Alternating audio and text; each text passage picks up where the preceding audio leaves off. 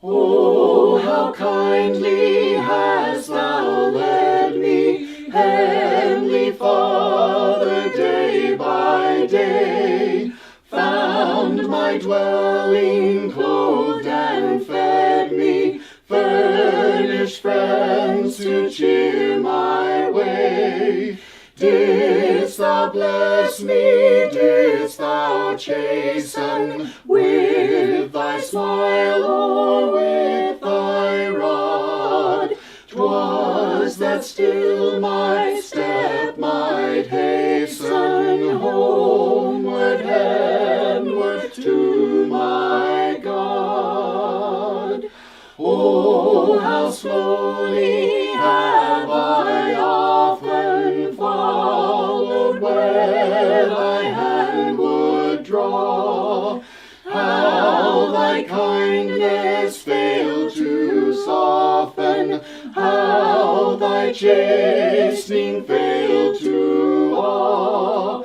Make me for thy rest more ready, as thy path is longer trod. Keep me in thy friendship steady, till thou call me home, my God.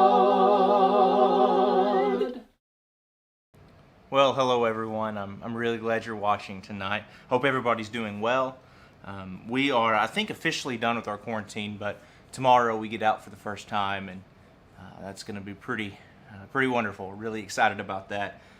If you're in the middle of that process right now, if you're sick or if you've been exposed to it recently, I hope that passes quickly. I hope that you feel better, and we'll be thinking about you and praying for you for sure. And we're certainly looking forward to the time where we can be back together again soon. I came across a quote not too long ago that it meant a lot to me, and I thought I'd share it with you tonight briefly. An Amish man was once asked if he was a Christian. Now, if you and I were asked that question, are you a Christian? What would be our responses? Maybe you would say, well, yeah, I'm a Christian. I'm actually a member of the Slicer Street Church of Christ. If I'm asked that question, maybe I would say, yeah, I'm a Christian. In fact, I'm a minister. Maybe you wouldn't know it by looking at me, but I'm a preacher. Yeah, us preachers, we're not all 55 years old. It happens. Sometimes we're younger. Or maybe if you're asked, are you a Christian, you would say, well, yeah, I was baptized when I was fill in the blank, however old you were. Those are the kind of answers we might give to that kind of question. But this man gave a much different answer. This Amish man was asked, are you a Christian? His response was simple. It was, ask my neighbor. Ask my neighbor if I'm a Christian. His point was, if you want to know what his faith is, well, ask the people around him. Ask them what that faith looks like, and they'll be able to tell you whether or not that he was a Christian or not. And I think that illustrates two very, very important points for us. First off, if we are Christian, if we claim faith in Jesus Christ, it must make a difference in the way we live. There must be evidence for the faith that we claim. You can say that you're a Christian. You can say you believe in God. You believe that Jesus Christ is His Son. Maybe you've been baptized. Maybe you go to church every single Sunday, and hey, maybe even 3 times a week. Sunday morning, Sunday evening, Wednesday night, all those times. Well, that doesn't necessarily mean you're a Christian. It doesn't necessarily mean you're living like one, at least. There's an old saying that says that going to church doesn't make you a Christian any more than being in a garage makes you an automobile. And I think that's certainly true. There are people sitting in worship services every single Sunday around the world who are no more Christian, or at least no more faithful Christian, than I am a car, right? You can say you have faith. You can attend worship services. Hey, maybe even you've been baptized, but that doesn't mean you're living like a Christian. If you are actually a Spirit-filled child of God, that is going to make a difference in your life. So, what you have to ask yourself is, where's the evidence in your life? Do you have that evidence in your life? Do people know you're a Christian by the way you live? If I ask the people that are closest to you and the people just on the periphery of your life, hey, is that person a Christian? Would they say, well, yeah, they act like it? If they wouldn't, then you have a problem in your spiritual life. The second thing that quote illustrates for us is in fact, what that evidence should be. The Amish man was asked, are you a Christian? And he said, well, ask my neighbor. Of course, it goes back to something Jesus himself said in Matthew chapter 22. We're going to start in verse 36. This is a section we call the greatest commandment.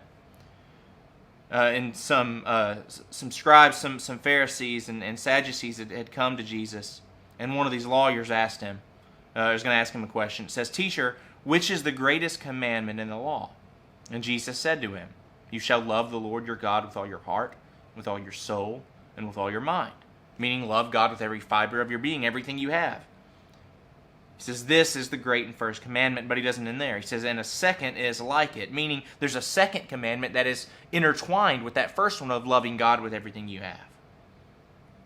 You shall love your neighbor as yourself. On these two commandments depend all the law and the prophets. Jesus said there are two laws that really matter in a Christian's life, and everything else will fall in place if you have these two things down. Love God with everything you have, and you love your neighbor as yourself. A little bit later on, Jesus is asked another difficult question, who is my neighbor?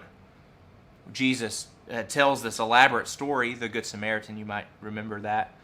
And it illustrates this point that our neighbor is anybody around us, but more specifically, it is the person you love the least.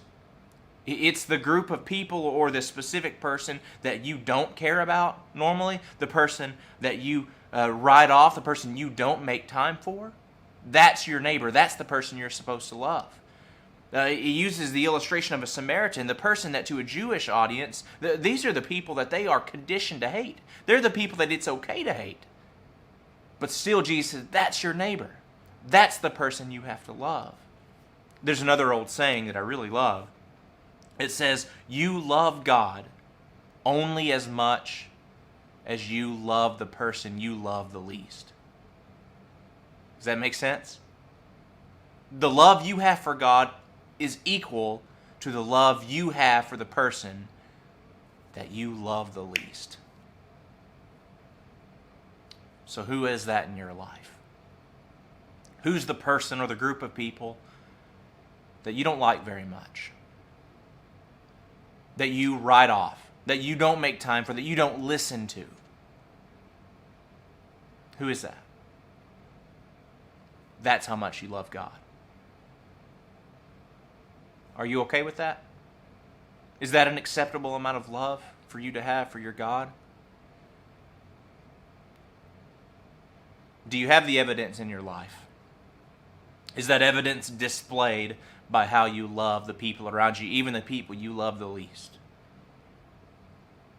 Are you a Christian? I hope you are. I hope you have that evidence, and I hope that it is displayed in love. I also hope to see you again pretty soon. I know that the 12th, I think, is the day we're scheduled to go back. I think we're gonna re-examine things a little closer to time to see if that's gonna be possible. But boy, I really can't wait to be with you again. I miss you so much. Just the little things, just those little conversations. Yeah, we're trying to stay connected throughout all this, through social media and text messaging and phone calls and things, but it's just not the same. I really do miss you, and I can't wait to see you again.